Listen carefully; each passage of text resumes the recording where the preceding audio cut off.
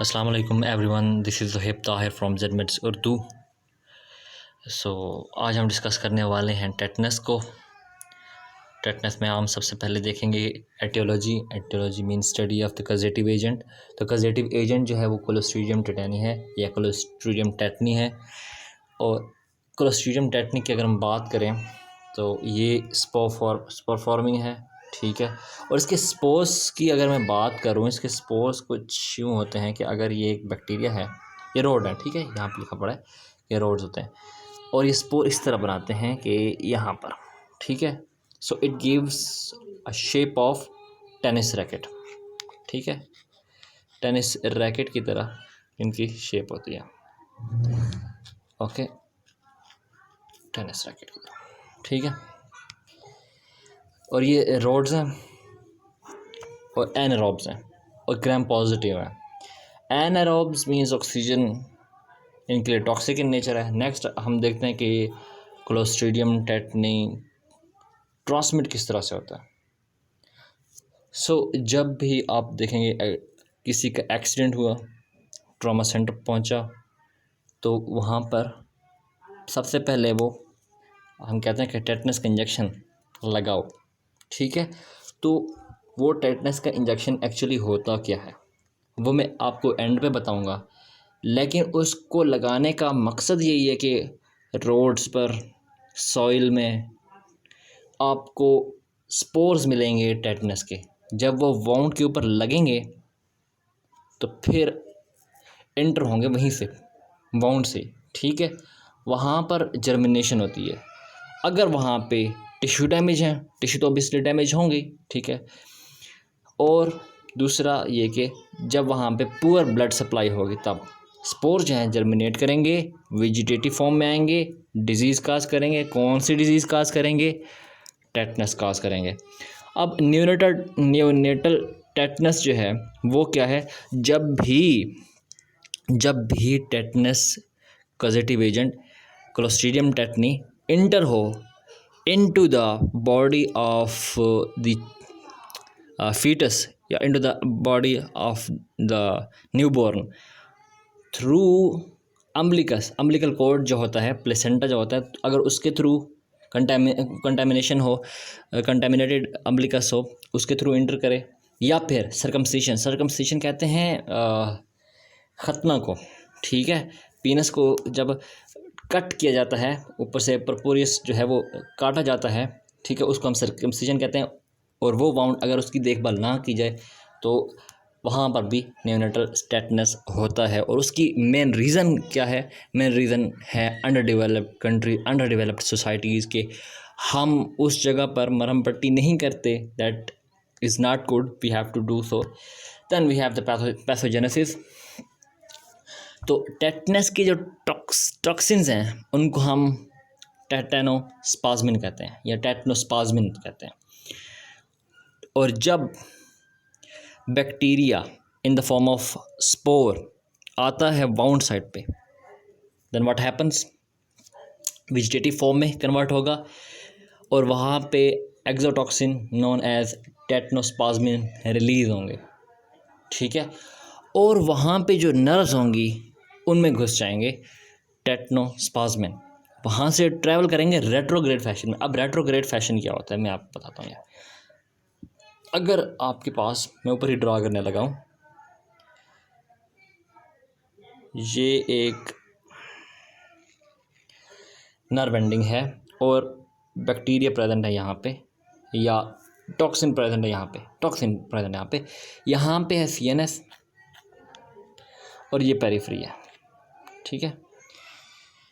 Toxin यहाँ enter होगा, ठीक है, और यहाँ ऐसे ट्रैवल करेगा towards CNS. So it is going against. अमूमन एक्सोन्स में क्या होता है? टॉक्सिन्स मूव करते हैं इस साइड में, ये नॉर्मल है।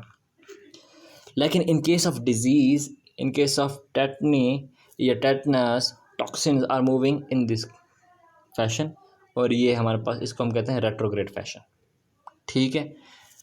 अब नेक्स्ट क्या है?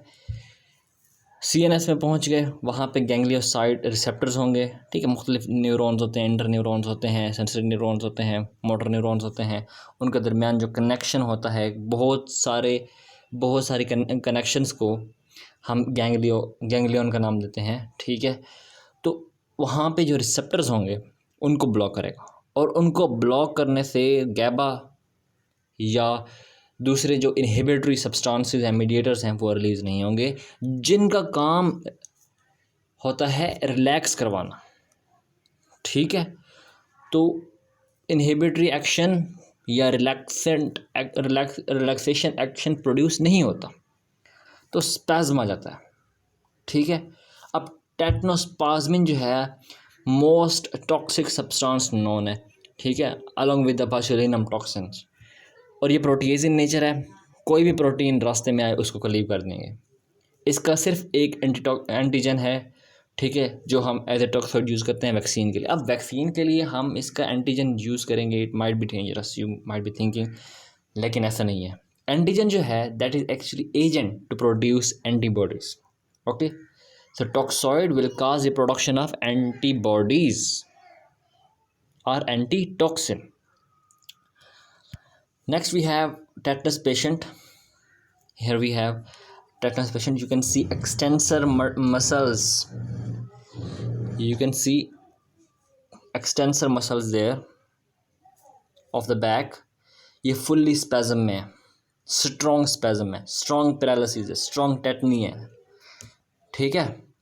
इन केस ऑफ बोtulinum ये स्ट्रॉन्ग नहीं होते, ठीक है, थोड़ा सा फ्लैसिड होते हैं।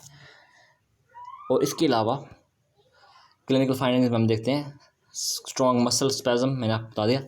लॉकजा, और लॉकजा इस किस्म का कि आप खाने के लिए कुछ मुंह में नहीं डाल सकते, इवन आप खा भी नहीं सकते, या आपको कोई और खिला भी नहीं सकता। ओपिस्थोटोनस, ये कंडीशन है ओपिस्थोटोनस की, ठीक है, कि एक अर्च बनती है बॉडी की due to the strong spasm of extensor muscles, ठीक है। अब रेस्पायरेटरी फेलियर भी हो जाता है, क्यों? क्योंकि सारे मसल्स तो स्पैज्म में चले गए हैं, रेस्पायरेटरी मसल्स कैसे काम करेंगे, तो सांस लेने में मसला होगा।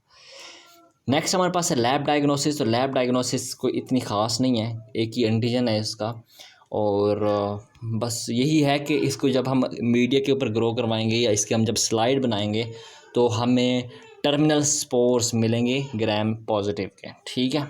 जैसे कि मैंने आपको पहले बताया है, अगर ये रॉड है तो यहाँ पे आपको स्पोर मिलेगा, that will give the tennis shape to it.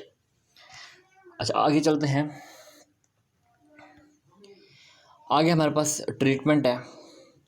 Tetanus के एंटीटॉक्सिन या इम्यूनोग्लोबुलिन्स होते हैं, मींस एंटीबॉडीज़ खुद हम इंजेक्ट करें। और याद रखिए, जो हम एंटीटॉक्सिन इंजेक्ट करेंगे वो ह्यूमन सोर्स से बने हुए होने चाहिए, नहीं तो सीरम सिकनेस हो जाएगी। यूजुअली हम हॉर्सी से बना हुआ सीरम या एंटीटॉक्सिन्स या एंटीबॉडीज़ हम यूज़ करते हैं, लेकिन in this case what we have to do, we have to use human as a source for the antitoxin, okay.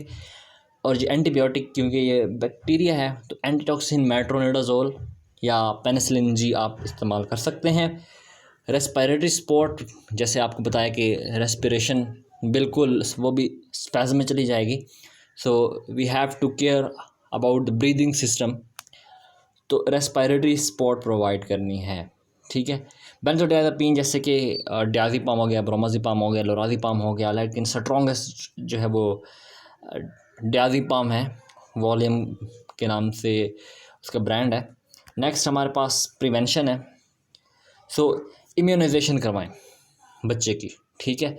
एक मरतबा इम्यूनाइजेशन हो गई, इम्यूनाइजेशन के 10 साल बाद फिर आप इम्यूनाइजेशन करवाएं, 10 साल बाद आप इम्यूनाइजेशन करवाते रहें, ठीक है।